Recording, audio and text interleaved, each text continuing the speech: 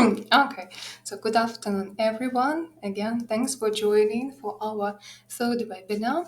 And we're going to start with a little warm-up activity. Yeah, you can see here 4 corners, and the question is, what would you like to do tonight? I'm going to share a link to this Padlet in the chat.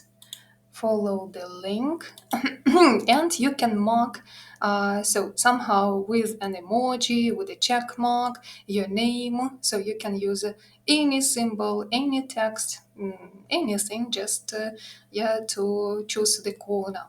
What would you like to do tonight? Are you going to mark your students' assignments? A heap of these assignments, would you like to play with your pet? Would you like to read a book somewhere in a cozy and warm place? Or would you like to have some quality time with your family and friends? For example, for a family party. Wow. Okay. Someone likes checking, assessing assignments.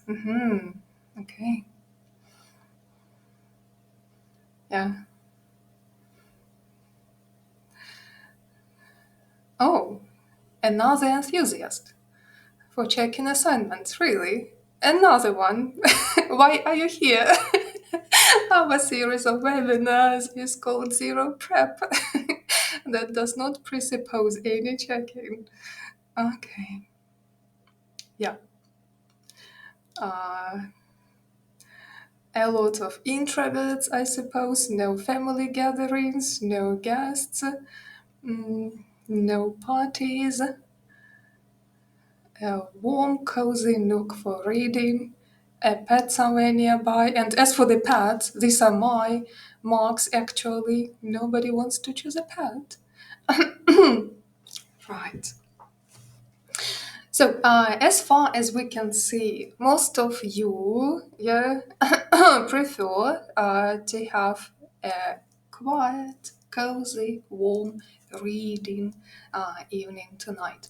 So ideally hope that our series of webinars will help you to do that, because you will be able to save time, to free up some time, to allow yourself to read your favorite book.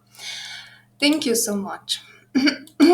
So, as I have already mentioned, that is our third webinar, and we're going to deal with zero prep marking and feedback today. We're going to speak about organizing our comprehension check or checking our students' drilling activities so that we as teachers do not spend much time on that. So,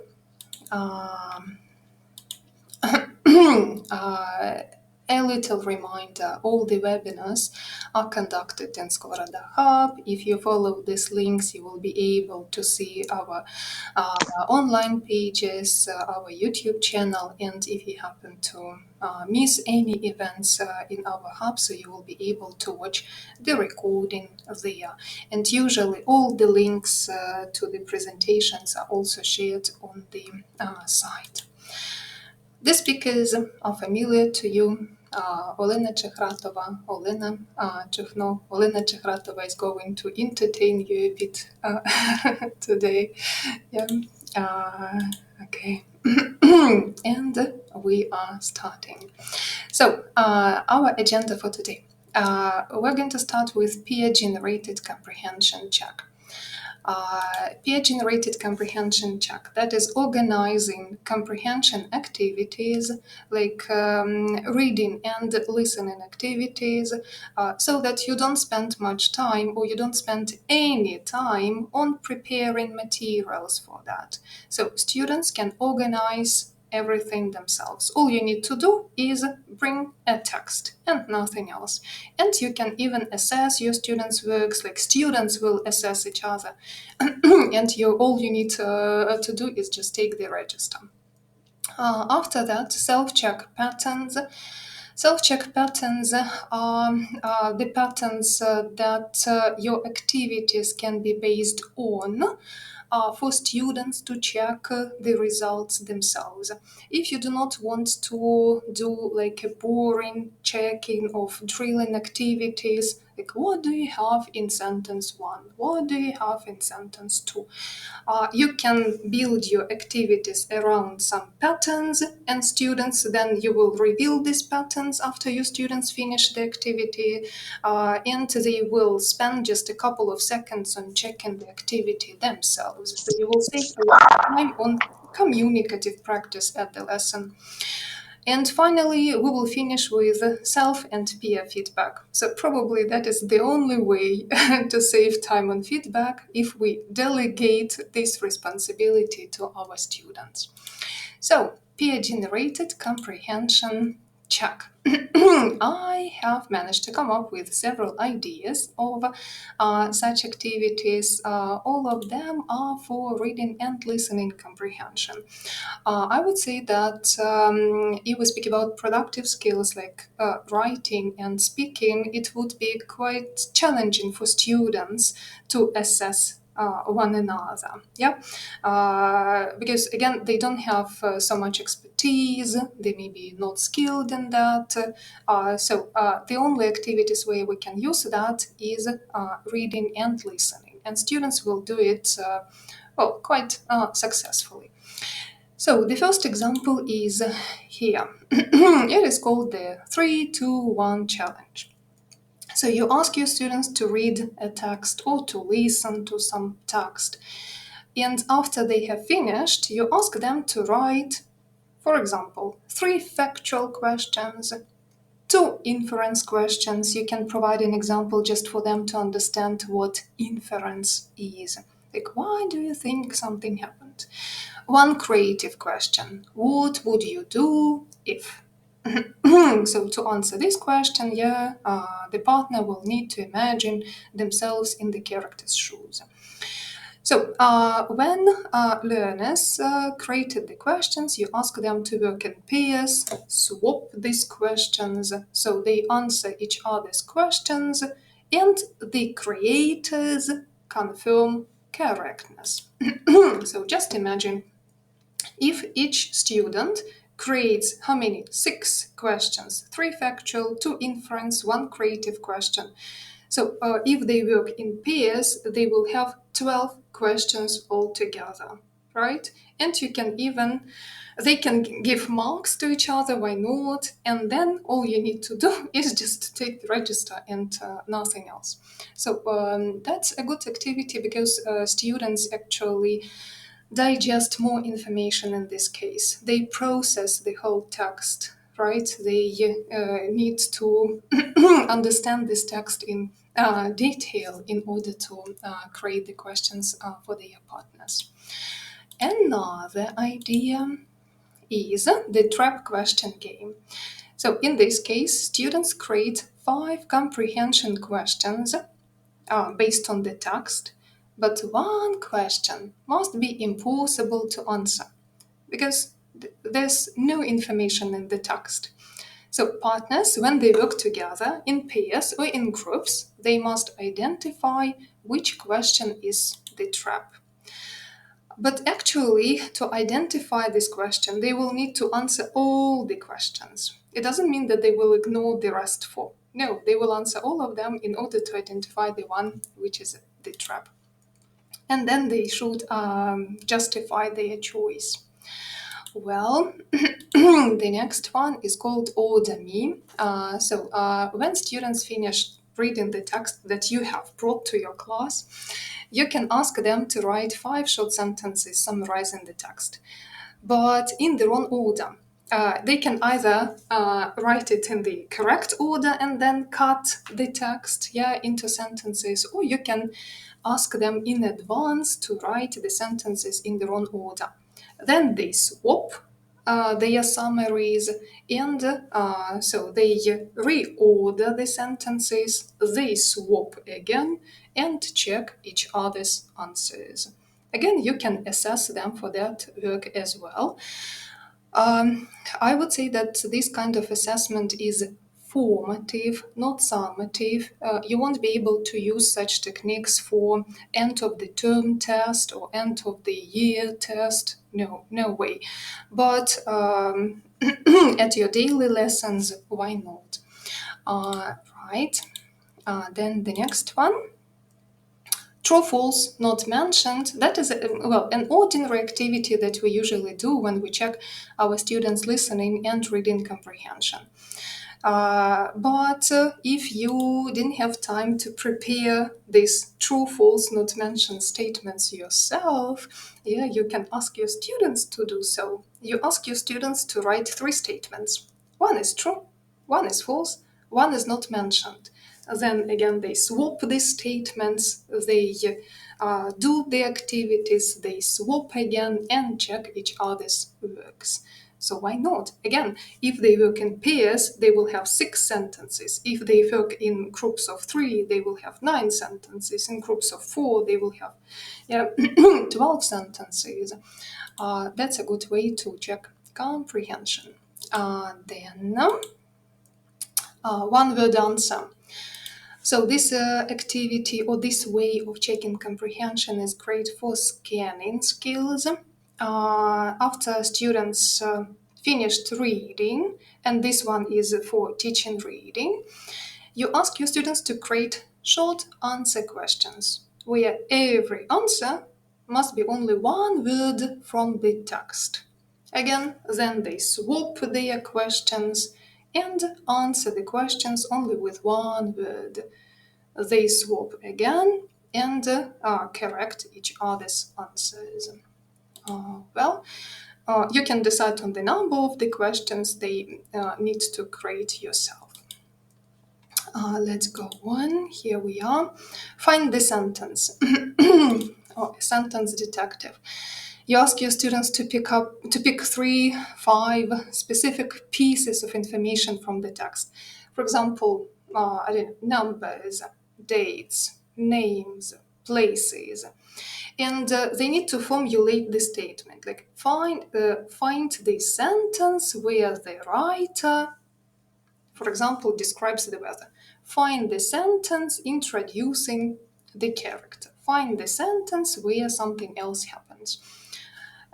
Partners swap these tasks, and they need to either quote or point to the correct sentence. Again, this activity is great for practicing scanning or for checking scanning skills. Right. Mistake maker. Students rewrite 3 sentences from the text, but make a factual mistake in each of these sentences. Right? They swap, they find mistakes, they fix these mistakes, and then creators confirm correct answers. Why not? Picture to text. I would say a bit creative. I wouldn't be able to do it myself, but I hope that our students are more talented, more artistic. So you ask your students to sketch 3 simple pictures representing ideas from the text. Then their partners must match each sketch to the correct paragraph or event, and the creator confirms the answer. So why not? That is good for skimming, for understanding the general idea or key ideas of the text. Let's go on. Emoji summary. So students create, after reading the text or after listening to the text, you ask them to create a sequence of emojis. So that's for online probably lessons.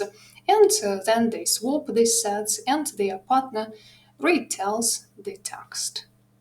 What a good way to do this activity. And the last one is memory challenge. So students write 5 details from the text, and partners must say a sentence with each word close to the text. All these ideas can be used again for comprehension. You don't need for checking comprehension. As a teacher, you sometimes don't have time to prepare this comprehension check activities. Sometimes you want to add some variety to your lessons. Sometimes you want to make your students more autonomous, right? And why not delegate this responsibility to them? You ask them to create these comprehension check activities themselves, swap the activities, do the activities, swap again, correct each other. And if it is formative assessment, you may not mark that, or you may even mark. You can reward them with good grades. Yeah, why not? Right, so these are ideas for peer-generated comprehension checks. Again, it would be quite challenging to do with writing and speaking activities because, students need to have a high level of productive skills in order to be able to do that. And here, in reading and listening, all the information is given in the text. As I have already mentioned, these types of comprehension checks have their pluses and minuses, and now we are going to discuss them. As for the pluses, so peer-generated comprehension check drastically reduces teacher marking. Not just marking, we don't need to prepare these comprehension activities, right? We don't need to mark that because all the job will be done by our students. The next one, so that deepens learners' comprehension. As I have already mentioned, if students create activities themselves, they actually need to understand the text much better. So the quality of their work is much higher. They need to reread some passages. They need to re-listen to the audio. They need to identify key ideas or some details. They need to differentiate between the key ideas and something unimportant and transform all that into questions. And that's a good way to integrate grammar, if they need to create questions, and reading and listening skills. Okay. Enhances engagement. Again, students enjoy creating content.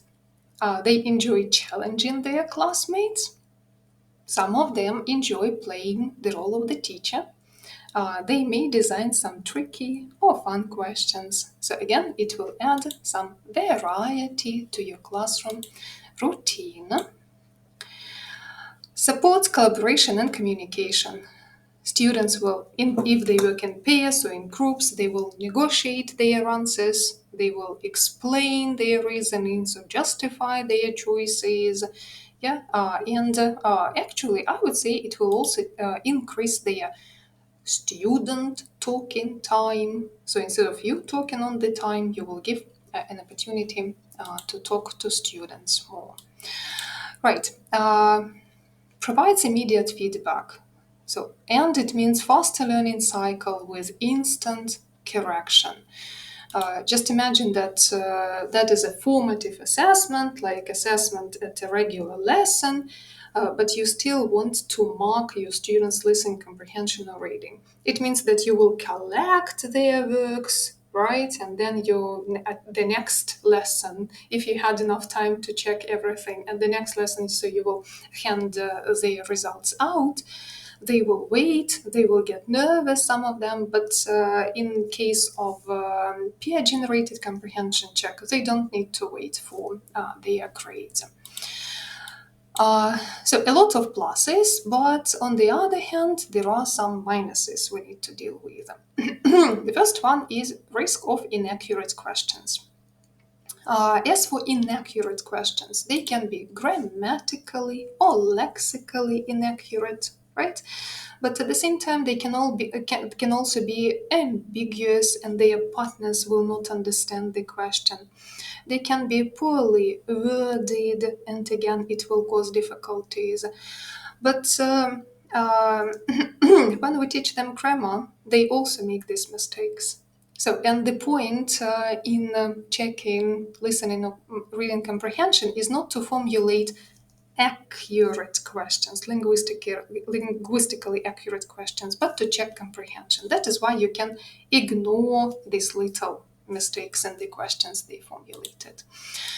Well, the next one, uneven difficulty. Yeah, some students may produce overly easy questions.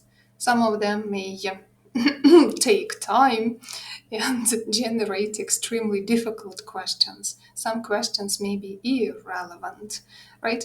That is another reason for using peer-generated comprehension check as formative assessment. Yeah, not summative, not at the end of the term, and not at the end of the year. Another thing is time management. So students may spend too long crafting questions. But again, crafting questions, they do not waste this time. They practice grammar. And again, you can come to students while they are doing that and help them generate a question. Why not? How to mitigate this drawback so we can limit their time. Like you have 3 minutes to generate 2 questions. You can limit the number of questions they generate, like 3 questions only. And 3 is not few, actually. If you ask them to work in small groups, in groups of 3 or 4, so 3 multiplied by 3 or multiplied by 4 makes 12. Yeah, so they will need to answer 12 questions altogether, and that is a decent activity, I would say. So that is another disadvantage. So when we use this peer-generated comprehension check, we need to be aware of all the pluses and minuses. And if we feel that some students may struggle generating accurate questions or unambiguous questions, then we need to provide help. Okay, so you wouldn't do that at every single lesson, of course, no. That is just like plan B, if you haven't prepared anything yourself, yeah. Or again, if you want to add an element of fun and variety to your lesson. Another idea that seems effective, at least in my opinion, are self-check patterns. What do I call self-check patterns? These patterns can be used to check grammar, vocabulary, reading, and listening activities. Like drilling activities, grammar and vocabulary, where you need to fill in the gaps, match something, choose the correct variant, and so on. And reading and listening comprehension, where all these items are numbered, like 1, 2, 3, 4, A, B, C, D, right? And when you create these activities, you can base these activities on some pattern for students to be able to check these activities themselves after they have finished. For example, that is the first idea. That is not a zero preparation activity.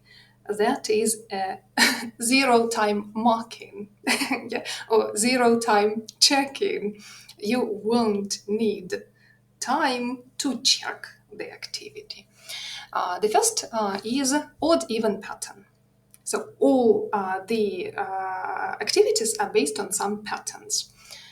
For example, the instruction to students may be fill in the correct verb forms.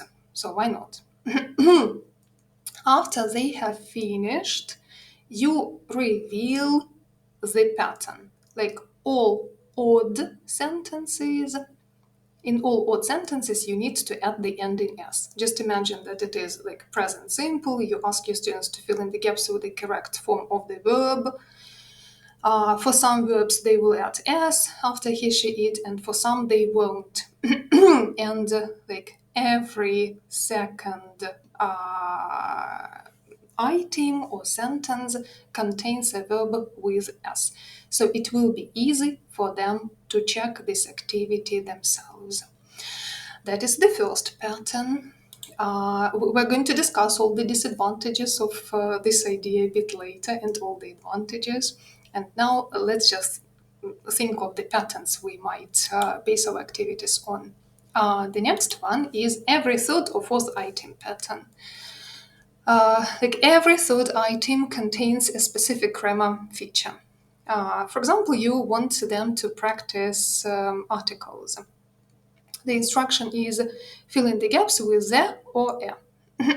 And when they finish, reveal that every third sentence contains the.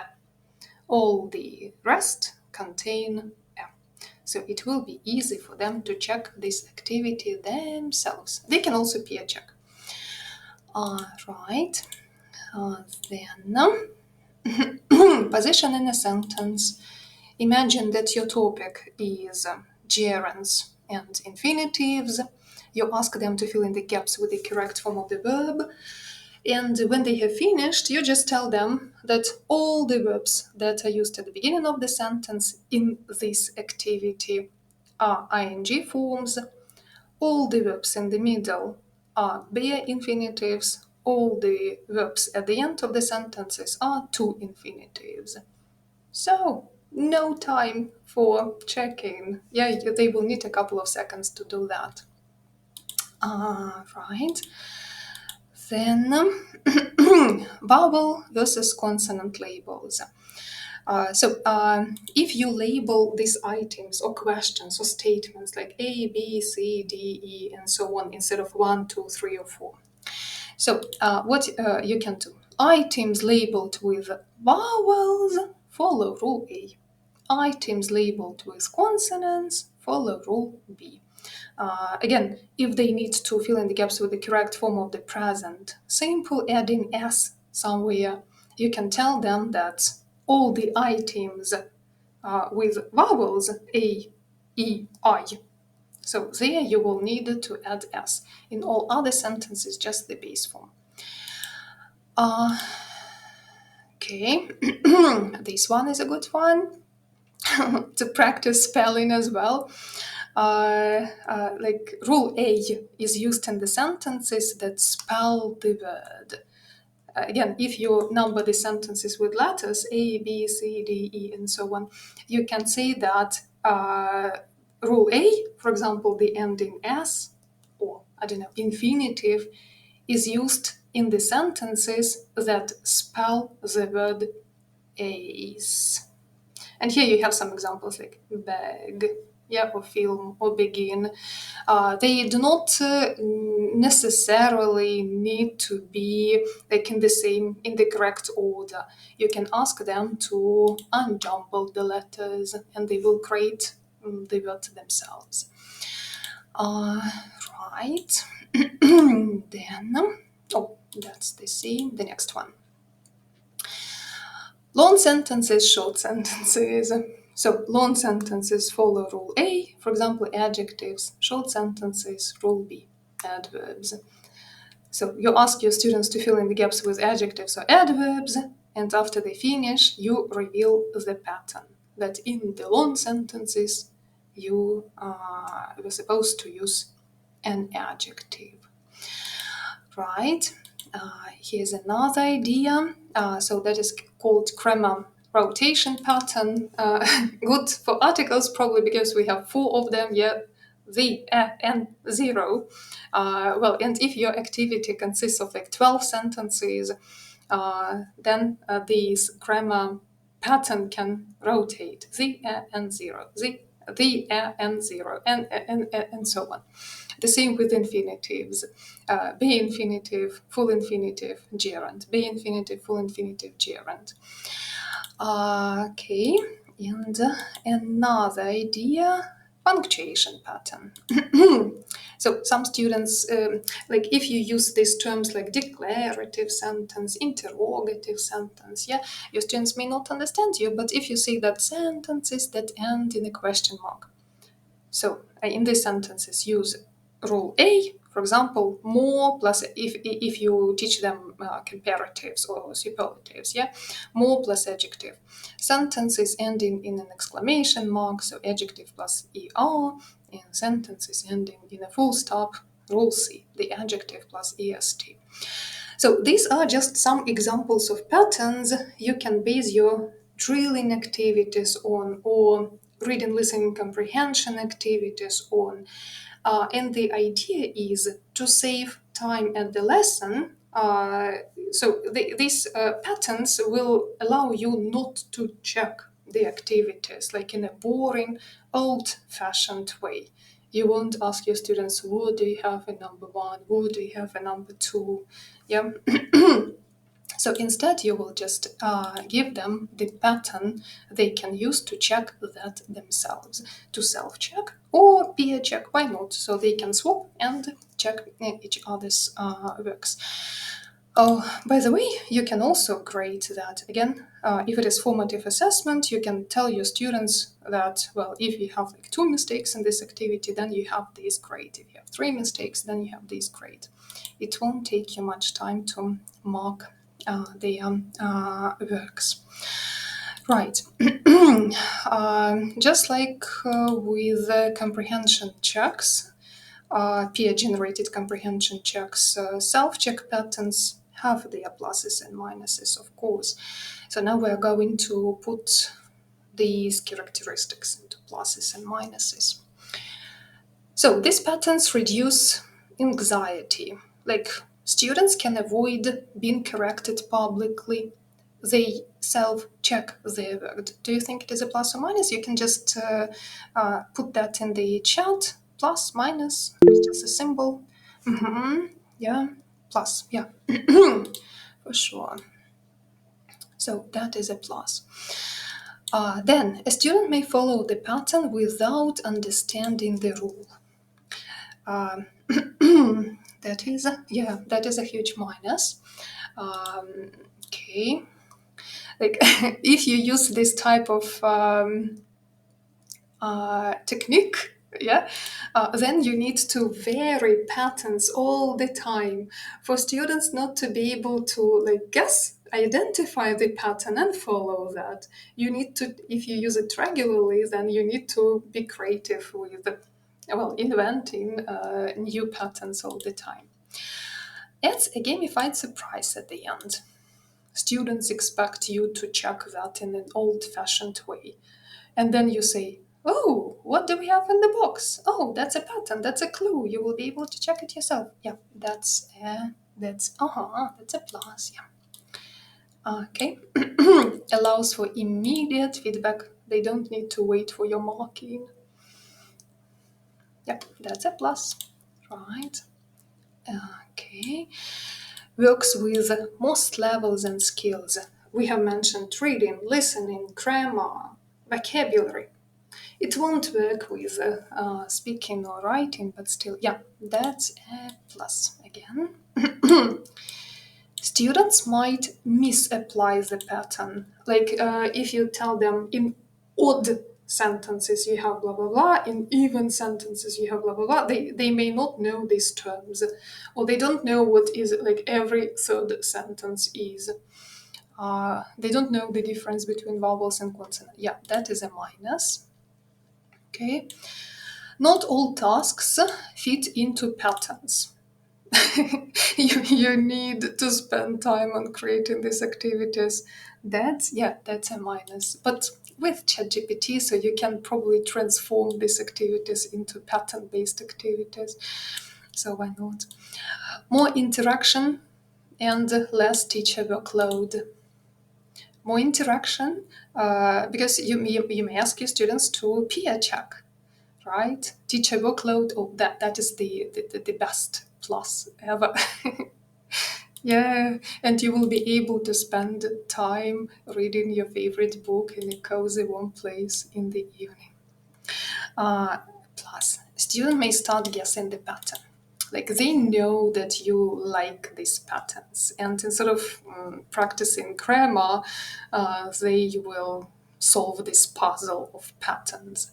Right, that's a huge minus. Yep, okay.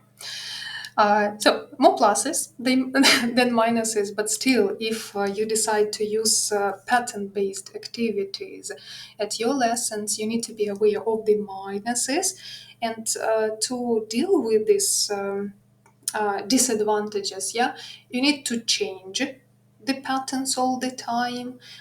You need to sometimes, if you think that, well, students might have misapplied the pattern, then you need to check it yourself actually, just to make sure that everything is correct.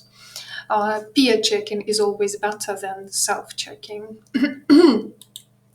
Like students may look at their work themselves, and then they will look at their partner's work. They will compare these two works. Yeah, so it is much better.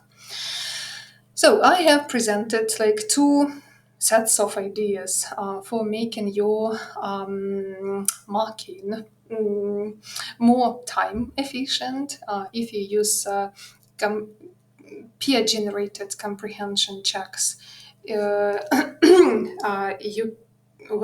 can be sure that your students will process the information much better. They will understand more information from the text because they will need to create questions themselves. And self-checking patterns or pattern-based activities will allow you to save time at your lessons, to spend it on more communicative practice, so on speaking and maybe writing. Right, thank you here. That feels like a break o'clock to me. Olena Andreevna, what do you think?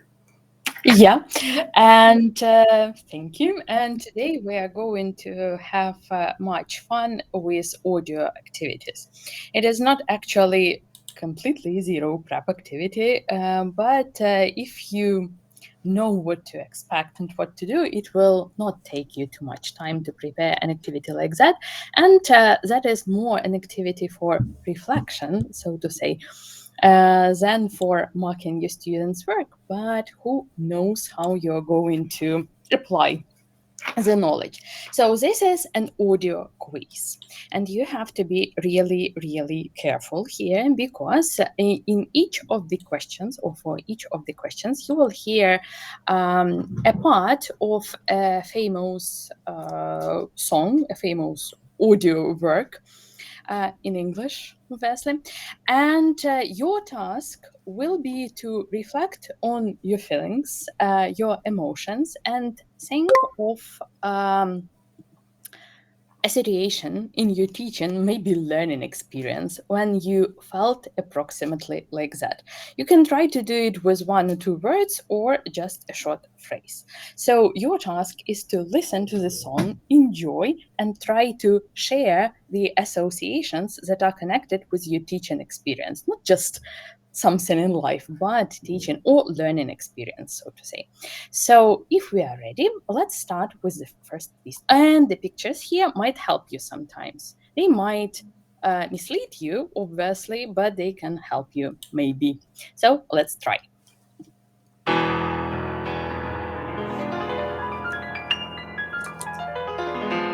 At first I was afraid, I was petrified, kept thinking I could never live.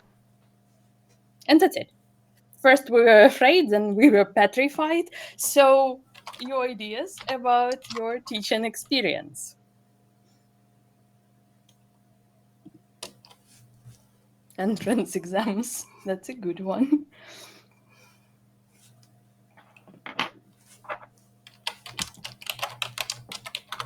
But then we understood that we cannot live without this. No. The first webinar. And then you get used to it and you started doing all the time. Okay. You can also think about checking the works, marking the work. My first lesson. Yeah, that's a good one. Okay, let's start the second piece. Maybe when you can use this song, like which part of school year can you listen to this song?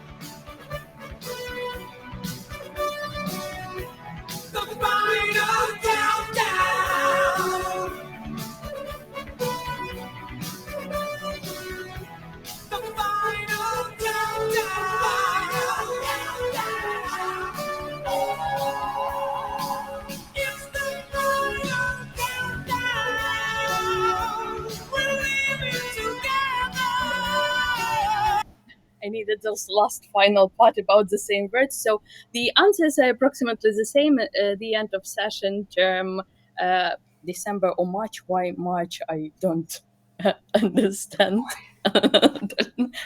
We don't finish in March. No, It was May. It was May. March is much better. Sorry. Yeah, the moment of receiving your diploma. That sounds like a nice thing. Okay, let's continue with the songs.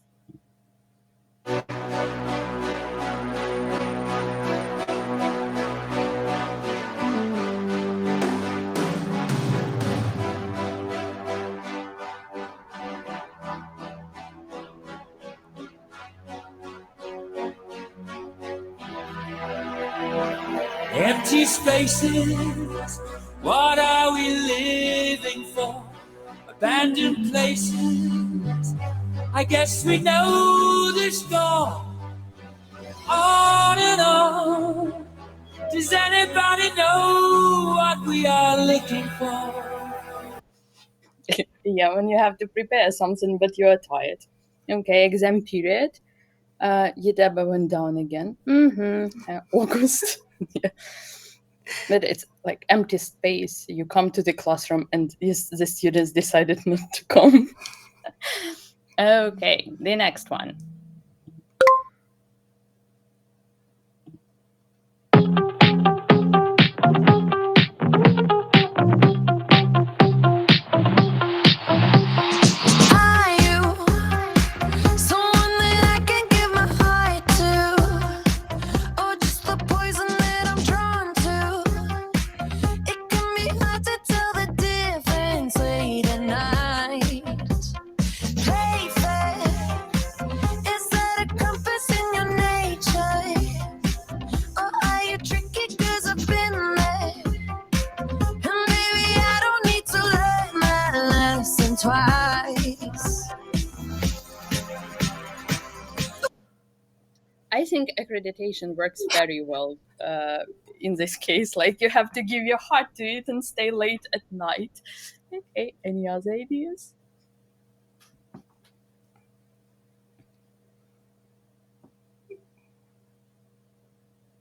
Creation of projects. Especially if it is something big. Like teaching in general. You always have to stay late at night if you don't use zero prep ideas. Okay, the next. I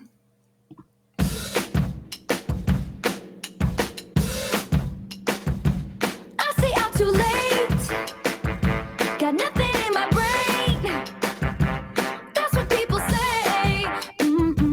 That's what people say. I go on too many dates, but I can't make them stay. At least that's what people say. That's what people say. But I keep cruising. So it seems like university issues like accreditation seems like a very burning issue and painful topic for a lot of people here. Break between classes. During testing. It's like, didn't set all my students' debts. Checking students' works, yeah. And people say that it's easy all the time. Okay, the next.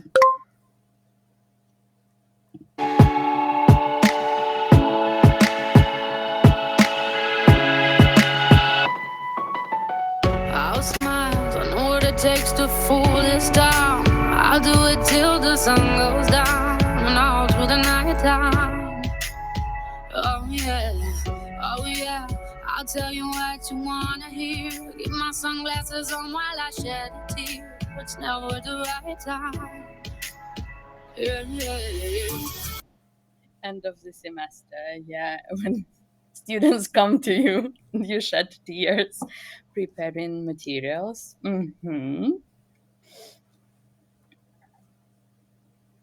They upload assignment to Moodle the last night before the exam. Yeah, it happens really, really, really often. Yeah, and then you definitely need to shed tears over it. Okay, the next. My bad habits lead to late nights, sitting alone, conversations with a stranger I barely know, swearing this will be the last, but it probably won't. I got nothing left to lose or use or do. My bad habits lead to white eyes staring into space, and I know I lose control of the things that I say. Yeah, I was looking for a way out, now I can't escape.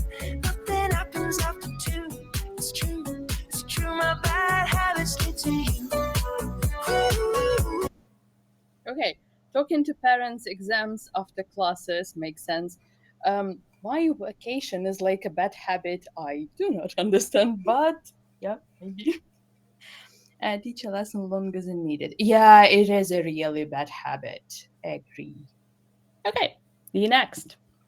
We are coming to an end, I guess. Really, really close. If you wanna believe that anything could stop me, don't show up, don't come out, don't start caring about me now. Walk away, you know how. Don't start caring about me now. And that's it. Your ideas? Oh no, because it never attends classes. Yeah. Because that's generally the idea of the song. The first class in the morning. Long classes. Because we know who here wants to skip the classes in the morning now.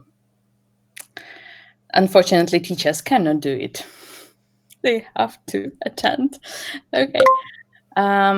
Last but one. Help me. It's like the walls are caving in. Sometimes I feel like giving up. No, that is city strong enough. Someone help me. Crawling in my skin. Sometimes I feel like giving up, but I just can't get it in my blood. Get it in my blood.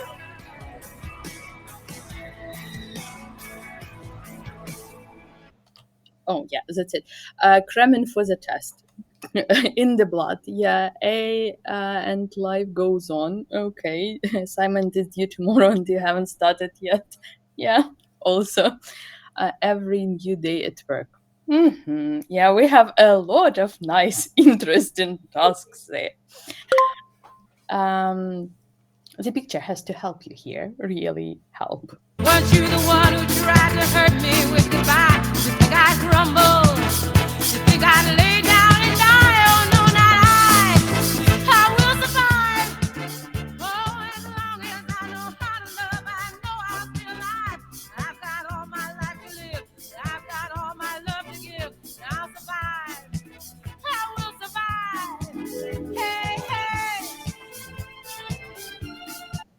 Yeah, combining work and studies. At the end of the semester, teaching hours. Yeah. Report time. And then graduate. Maybe, yeah. Finding a good student in a group. So it seems like a complicated task, but it can be something like a motto for your teaching experience. So at some point, the vacation will come and you will survive. And because of this a nice and interesting activity, when you actually have to prepare, you have to prepare here for some time, but it can be something like that can be used to discuss not only teaching experience, but all possible ideas to reflect, really nice to reflect on the studies and to finish it up. There will be one more additional song that you don't, if you want to, you can also write your ideas about it. I'm unstoppable. I'm a virgin with no brakes. I'm invincible.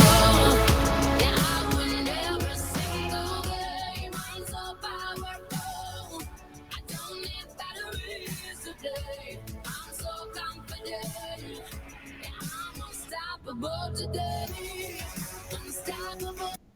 Yeah, it's like teacher. Teacher is unstoppable. We don't need batteries. Who cares about electricity if we have to work? So yeah, that will be it. Thank you for participating and having fun with us. And we can get back to our final part. Yeah. What an activity. I would definitely borrow that, Olena Andreevna. Thank you. Yeah, I have never enjoyed myself so much. Really. Okay. Continuing. 1 second. And here we are. So we have spoken about comprehension, peer-generated comprehension checks. We have discussed self-check patterns, so we are almost there. Let's unlock the final level of zero prep materials, and here we are. So the second part, the second little part of our webinar is about feedback. We might not, as teachers, we might not want to spend time on giving feedback to our students. So the only way out, I see, is to delegate this responsibility to students. So to ask students to provide feedback to themselves, and we can call that self-feedback, or to ask students to work in peers and groups and provide peer feedback, right? And to do that, you can just prepare, like at the beginning of the year or at the beginning of your teaching career, you can prepare some templates you can use throughout the year, or for several years. As for self-feedback, pluses, there are a lot of pluses. So it promotes reflection, it promotes students' awareness, it builds confidence, it prepares students for real world, because in the real world they will need to assess themselves, they evaluate their work themselves and to improve on their own. It enhances long-term retention, because if they analyze their own works, they will remember something better. They are likely to avoid like the same mistakes in the future. These are just some examples of templates. Most of them are generated with the help of ChatGPT. You can find some more creative templates online. My idea was just to present how it can be done. The first one is stop, start, continue. That is a template for self-evaluation. What should I stop doing? What should I start doing? What should I continue doing? And so at the end of the lesson, students can just write one sentence for each question. So why not? The next one, self-rating scale. So here you have the grade or points and some criteria, here grammar, vocabulary, but you can come up with anything that is relevant to your activity or to your lesson, and some notes. So a simple one, but still can be used for self-assessment. The next one, 2 stars and a wish. Star 1, something I did well at the lesson. Star 2, another positive thing. And a wish, something to improve in the future. Again, it can be done at the end of the term, at the end of the module, at the end of the lesson. So I can assess myself. So something, I can do this. I may need a little more practice or help, and I can't understand. And if a student can't understand something, then as a teacher, you will help them there. Right. And finally, my learning rainbow. So I like this format a lot. You can make it more colorful, but as for the ideas, like I enjoyed something at the lesson. I found difficult something. New word I learned, or new words that I learned. I'm proud of something I did at the lesson. I want to improve something. Next time I will do something differently. So that is self-feedback. And feedback does not mean marking. That is about speculating on pluses, minuses, on some areas for improvement, on some reflection that students do at the end of, for example, a lesson. And as for peer feedback, again, a lot of advantages, promotes collaboration, immensely increases student talking time. Just imagine you give feedback to every single student, how much time it will take at the lesson. Yeah, how much time will you steal from your students speaking yourself? But if you ask them to provide feedback to each other, working in small groups or in bigger groups, they will talk instead of you. It provides exposure to diverse perspectives. That is actually one point that my students mentioned. So third-year students, they filled in the form and they said that in peer feedback they value these multiple perspectives. Because if I, as a teacher, provide feedback to them, I provide my own perspective. That is only one, right? But if all the group provides feedback to one student, so they can come up with a lot of creative ideas. It develops soft skills. Peer feedback develops soft skills because they need to negotiate. They need to agree or disagree on something in a polite way. Reduces anxiety. Some students, especially at school, they feel anxious when the teacher provides feedback, especially in public. Peer feedback saves them from that. Some templates for peer feedback: 2 glows and a grow. Again, 2 pluses and an idea for improvement. Tag feedback, ask a question, tell something you like, and give suggestion. So question something, tell something you like, and give a suggestion. Tag. Why not just a couple of sentences? Then this one is I would say a more scaffolded one, because you give your students the beginning of the sentences. I like how you. It's a good idea, or it's good because, even with the justification. Next time, try something. Yeah, so this kind of template can be given to lower level students, to younger students. One more, peer editing checklist. This one can be used for giving feedback on written activities. Like, oh, great job, needs a little work. Yeah, all sentences begin with capital letters, all sentences end with punctuation, with a full stop, for example. So again, for elementary younger learners, this kind of template may work. And finally, so you can use some color coding like green, yellow, and red. Green for strong points, keep doing this. Be careful, this needs practice for something that students needs to improve. And red, so big focus point. So students need to spend time to explore this issue, to correct their mistake.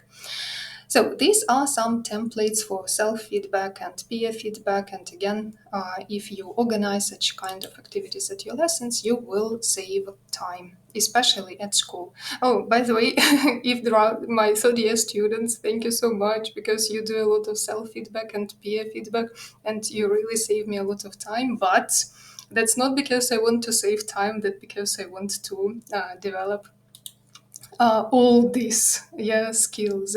Your collaboration, soft skills, and feedback is extremely important for trainee teachers, for future teachers.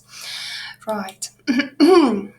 So to finish our webinar with, we are going to do a little questionnaire somewhere in the chat. 1 second, you will find a link to this Mentimeter. So follow the link and finish the sentence. The sentence is as follows. After this week's webinars, I will spend less time preparing lessons finally, spend more time exploring zero prep ideas. Oops. Turn everything into, I like this one, turn everything into zero prep. Realize I've been doing zero prep for years, I just didn't know it. I will take a well-deserved nap. That is probably what I'm going to do. And I will make myself a zero prep teacher of the year coffee mug. Choose one. Okay.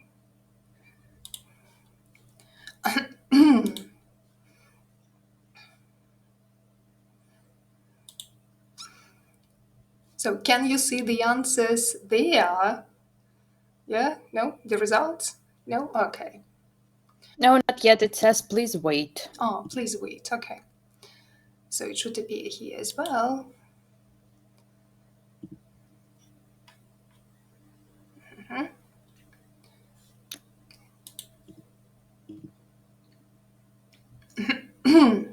Take your time. Choose something that you are going to do after this series. Okay.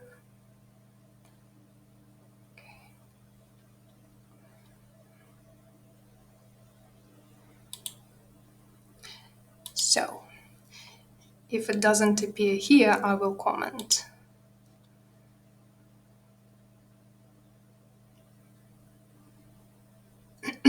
Oh, yeah, we can see that.